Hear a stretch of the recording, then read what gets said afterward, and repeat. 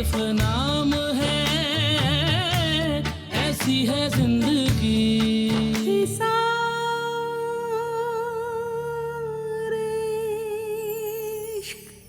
देखो, तुम्हें बुरा लगे या तुम इस बात को कबूल ना करो, लेकिन हकीकत यही कायम रहेगी कि सहर मेरी बेटी है और मैं उसका बाप हूं। सहर को अगर आपने अपनी जिंदगी से बाहर निकालना होता तो शायद उसी दिन निकाल देते, जिस दिन उसने मेरे बेटे को मौत के मुंह में धकेल दिया था। तुम यकीनन ये जानना चाहोगी कि मैं यहाँ क्यों आया, और फिर तुम ये जानना चाहोगी कि मैं तुमसे मिलना क्यों चाहता हूँ। मिस्टर आलम, मुझे इस बात में कोई दिलचस्पी नहीं है कि आप क्या चाहते हैं। आपकी खुशियाँ जो आपको लौटानी थी, वो खुशियाँ जो कुछ वो अकेले सही मेरी वजह से आपसे छिन गई थी।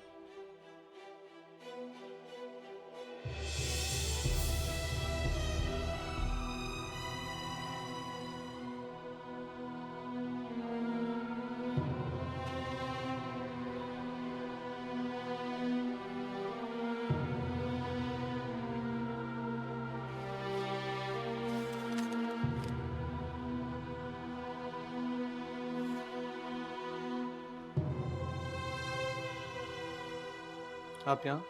जी, मैं आपका शुक्रिया अदा करने आई थी, क्योंकि आपकी वजह से, इनफैक्ट आप ही कहने पे तो एहतशाम ने सारिम को आज़ाद करवाया। मेरा शुक्रिया अदा कर रही हो या तंज कर रही हो? जिसका हर अमल अपने फ़ायदे के लिए हो, उसका शुक्रिया ज़रूर अदा किया जाता है, लेकिन उसका शुक्रगुजार नहीं हुआ जाता। कहना क्या चाहती? यही कि आपने सारिम को फंसाया है, सिर्फ अपनी ताकत दिखाने के लिए या अपने सामने झुकाने के लिए। तो कहो मिस्टर साहिर आलम, ये जो एहसान तुमने मुझ पर किया है, इसकी क्या कीमत चाहते हो? यही कि मैं तुमको ताकतवर और खुद को कमजोर तस्लीम कर लूं? ये तुमने जो कुछ आज तक मेरे साथ बुरा किया, उन सबको भूल जाओ, या फिर ये कि मुझे ना चाहते हुए भी कहना पड़ेगा कि मुझे तुमसे मोहब्बत है। मैं ये समझता था एक औरत मर्द से ज्यादा रिश्तों को समझने, जज्बों को परखने की सलाहियत होती है। औरत को मर्द को समझने के लिए अल्फाज की जरूरत नहीं, वो आंखों से पढ़ लेती। लेकिन तुम उन औरतों में से नहीं। और जहां तक कीमत की बात है, कीमत तो मैं तुमसे जरूर वसूल करूंगा। और जानती हो वो कीमत क्या है? आज के बाद मुझे अपनी शक्ल मत दिखाना। नहीं चाहिए मुझे ऐसी लड़की का इजहार मोहब्बत जिसके दिल में मेरे लिए इतनी बदगुमानी। मेरी मोहब्बत को इतना बड़ा गुनाह नहीं कि जिसकी सजा में सारी जिंदगी मुझे तुम्हारी नफरत झेलनी पड़े। चले जाओ हमसे।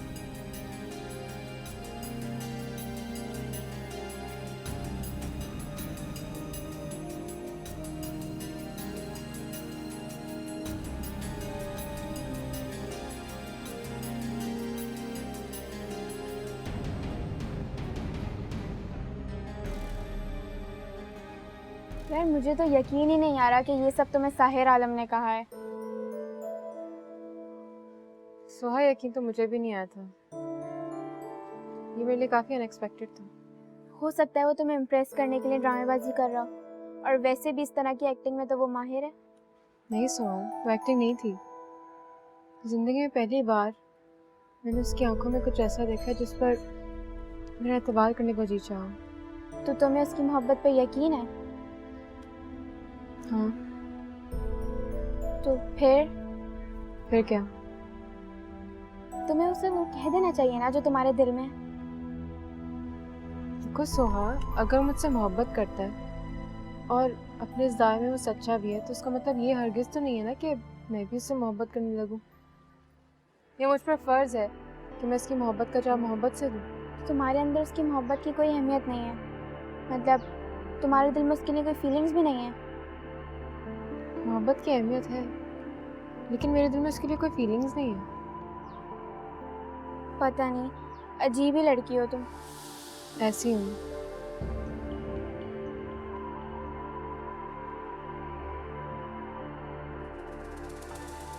मेरा ख्याल है तुम्हें आलम को मौका दे देना चाहिए। सुन तो लो आखिर बात क्या है। मैंने अपनी जिंदगी में जो कुछ खोना था खो दिया। अब मैं आलम से मिलूं या उनकी बात सुनूं, उससे मेरी पोजीशन में कोई फर्क नहीं पड़ता। जो कुछ मैंने खोया है क्या वापस पा लूंगी? रानिया, कुछ काम इंसान अपनी जिंदगी में फायदे के लिए नहीं बल्कि सुकून के लिए करता है।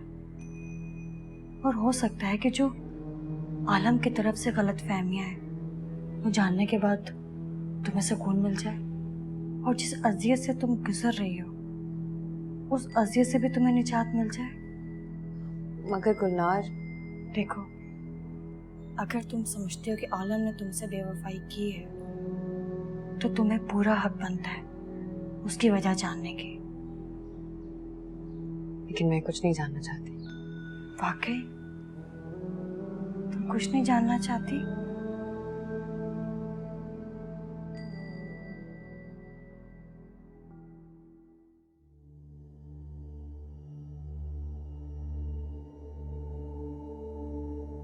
मैं ये समझता था एक औरत मर्द से ज्यादा रिश्तों को समझती है, जज्बों को परखने की सलाहियत है। औरत को मर्द को समझने के लिए अल्फाज की जरूरत नहीं, वो आंखों से पढ़ लेती। लेकिन तुम उन औरतों में से नहीं हो। कीमत तो मैं तुमसे वसूल करूंगा। जानती हो वो कीमत क्या है? आज के बाद मुझे अपनी शक्ल मत दिखाना तुम। नहीं चाहिए मुझे ऐसी लड़की का इजहार मोहब्बत जिसके दिल में मेरे लिए इतनी बदगुमानी है। मेरी मोहब्बत को इतना बड़ा गुनाह नहीं कि जिसकी सजा में सारी जिंदगी मुझे तुम्हारी नफरत झेलनी पड़े। मेरी मोहब्बत को इतना बड़ा गुनाह नहीं कि जिसकी सजा में सारी जिंदगी मुझे तुम्हारी नफरत झेलनी पड़े।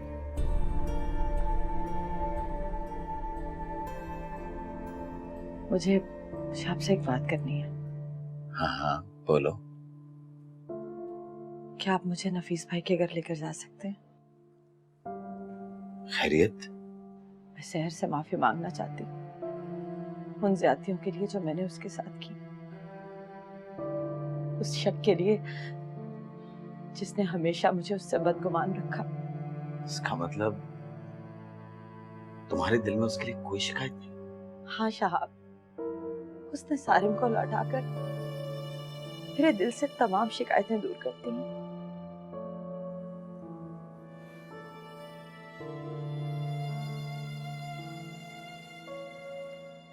आमना,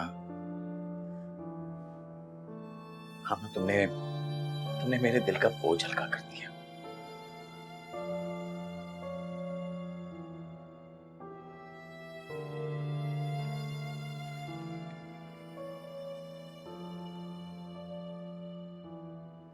साहिर, मैं आपसे कुछ कहने आई थी। जी फरमाइए। वो मैं वापस ज्वाइन करना चाहती हूँ। ये आप मुझसे पूछ रही हैं, मुझे इतला दे रही हैं? आपने कहा था कि आप मेरी सूरत भी देखना नहीं चाहते, इसलिए मेरे ये जानना जरूरी है कि आप मेरी यहाँ मौजूदगी बर्दाश्त कर पाएंगे या नहीं। ये जानने की जरूरत क्या है? वो इसलिए कि मैं नहीं चाहती कि मेरे यहाँ रहने से आपको कोई तकलीफ हो।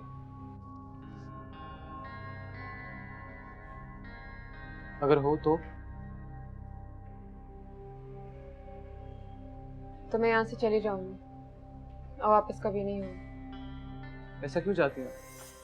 मेरे और आपके दरमियान ना तो कोई फीलिंग्स है, ना कोई इमोशन और ना कोई रिलेशन। वो इसलिए क्योंकि मैं एक इंसान हूँ, और एक इंसान होने की हैसियत से मेरा फर्ज बनता है कि अगर किसी को मेरी मौजूदगी या मेरी किसी बात से तकलीफ पहुँचती है तो मैं हक दोबारा ना करूँ। अच्छा, अगर इस ऑफिस के पियोन को आपसे कोई तकलीफ हो तो उसके साथ भी आपका सलूक यही होगा? तो अभी तो इंसान ही है ना। देखिए मिस सहर शहाब, आपके पास आपके किसी बयान की कोई वजाहत नहीं और ना किसी सवाल का कोई जवाब, लेकिन मेरे पास कहने के लिए बहुत कुछ है। आप यहाँ रहें या ना रहें, मुझे कोई फर्क नहीं पड़ता। क्यों क्यों फर्क नहीं पड़ता? खत्म हो गई मोहब्बत? नहीं, तुमसे मोहब्बत के बदले मोहब्बत मिलने की उम्मीद खत्म हो गई। मैं तुमसे मोहब्बत करता हूँ साहिर, और हमेशा करता रहूंगा। जैसे मुझे तुमसे अचानक मोहब्बत हो गई थी ना, ऐसे ही इस बात का यकीन हो गया कि तुम्हें मुझ पर एतबार नहीं है और ना ही कभी मोहब्बत हो सकती है। अगर मैं आप पर एतबार नहीं करती तो कैसे मेरा कसूर है? क्या हमारे दरमियान कोई एक भी लम्हा ऐसा आया एतबार का जिसकी वजह सिर्फ आप हो? सैर शहाब, ये बात तो तय है कि तुम्हें साहिर आलम पर कभी एतबार नहीं हो सकता, इसलिए इस बहस की कोई गुंजाइश नहीं है। तुम यहाँ रहो या ना रहो, इससे मुझे कोई फर्क पड़ता है या नहीं पड़ता, ये जानने का तुम्हें कोई हक नहीं है। प्लीज जा सकती हो तुम यहाँ से।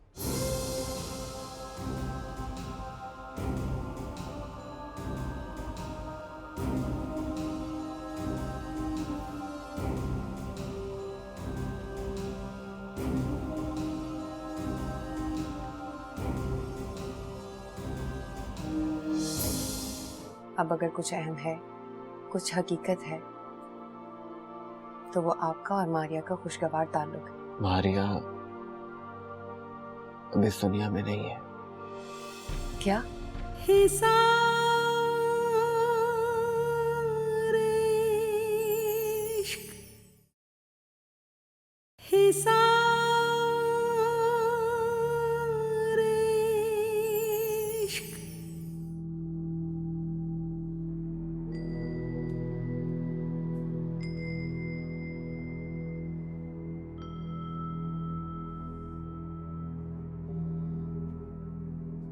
फरमाइए, क्या कहना चाहते हैं आप? बैठो।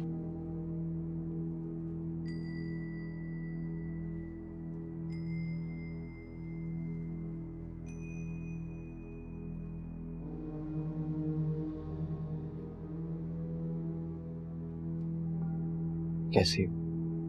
आपने मुझे ये पूछने के लिए यहाँ बुलाया? नहीं। तो फिर ये फजूल बातें छोड़ें और मतलब की बात करें कि आपने मुझे यहाँ क्यों बुलाया। और एक बात याद रखिएगा, मैं आपसे आखिरी बार मिलने आई, इसलिए जो कहना है आज कह दीजिए। मैं भी आज तुमसे सब कुछ कहना चाहता हूँ।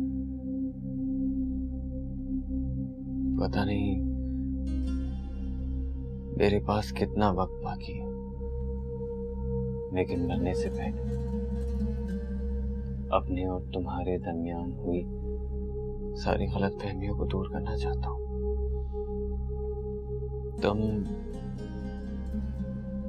तुम ये नहीं जानना चाहोगी कि मैंने मारिया से शादी क्यों की? इस बात में मुझे कोई दिलचस्पी नहीं है,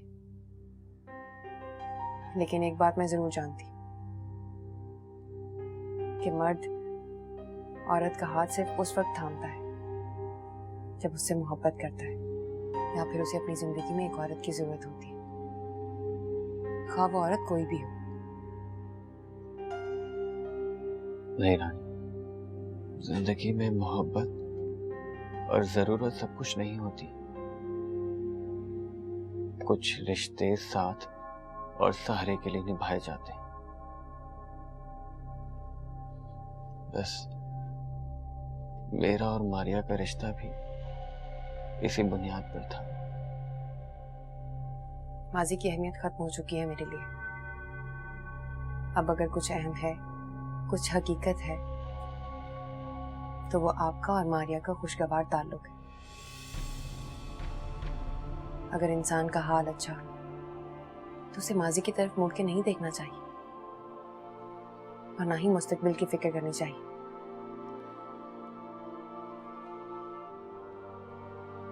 मारिया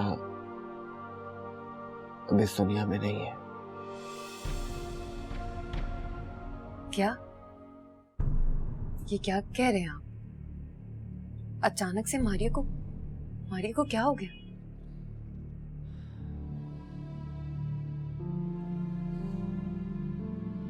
अचानक नहीं,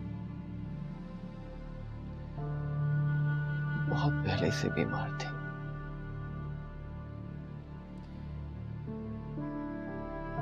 उसे ब्रेन ट्यूमर था। ये आप क्या कह रहे हैं? मुझे तो कुछ भी समझ में नहीं आ रहा। उसके घर वालों ने उसका इलाज करवाने से इनकार कर दिया था।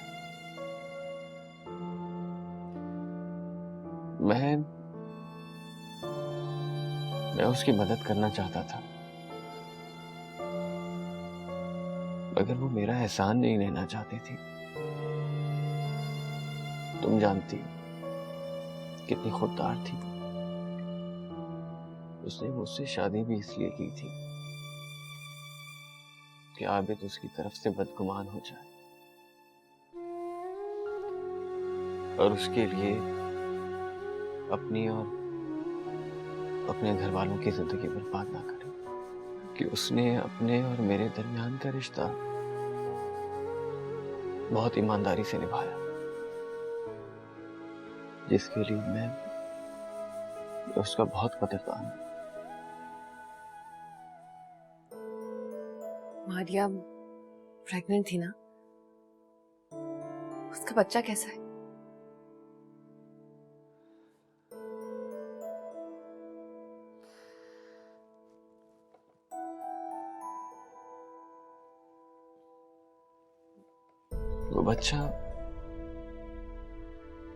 वो बच्चा नहीं रहा।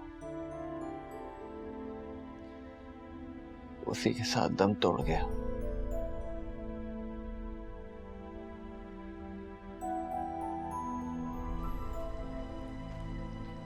Good morning.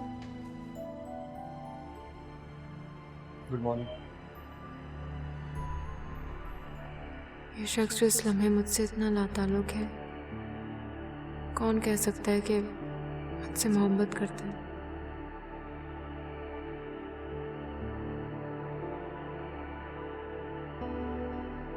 जिस लड़की के होने का एहसास मेरे होने की नफी करता है, वही लड़की मेरे लिए नहीं है। बस आए लाला, क्या किस्मत पाई है तुमने।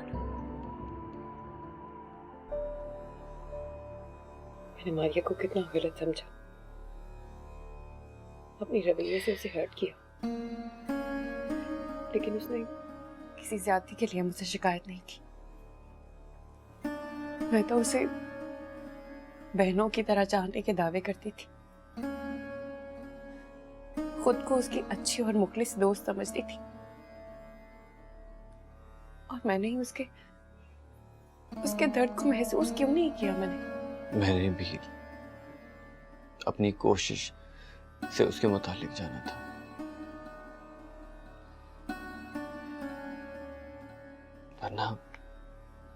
वरना वो मुझे भी कुछ बताने को तैयार नहीं थी। आपको मुझे बताना चाहिए था ना? हाँ, बताना तो चाहिए था, मगर मैं क्या करता। उस वक्त उसके वादे का पाबंद था मैं। उसे तुम लोगों की नफरत सहना मंजूर था, मगर वो ये नहीं चाहती थी कि कोई उस पर तरस खाए।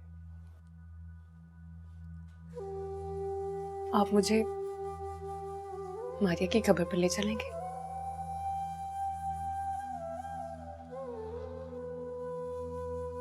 तुम उसकी कब्र पर जाना चाहती हो?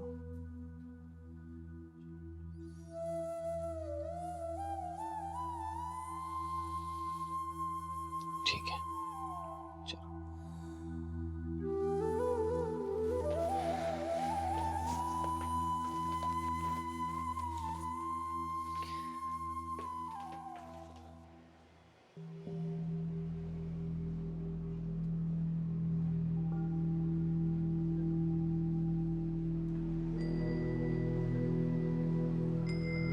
मैडम सब लंच के लिए उठ गए हैं, आप भी लंच कर लें।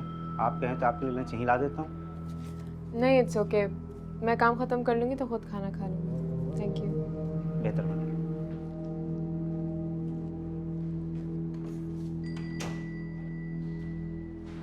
सुनो। जी सर। सब ठीक है? सर सब ठीक है। वो शहर के पास गया था लंच के लिए कहने के लिए, और वो कह रही काम बहुत ज़्यादा है, काम खत्म कर लो तो खाऊंगी। ठीक है।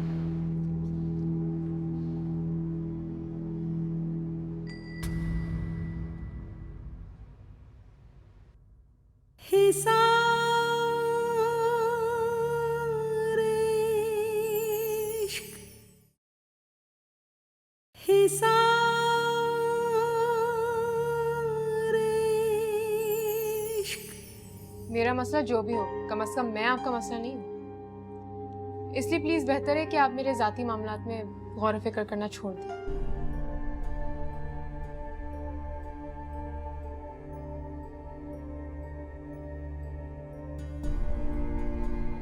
सोचने की बात यह है साईं कि आप जैसा इंसान जो अपनी औलाद के लिए इतना सख्त मिजाज है, उसको अपने भाई के बेटे को देखकर क्या हो गया है? क्या तुम मुझसे शादी करोगी? जी। दिल में जो बस के सांसों का नाता ही तोड़ दे, दिल में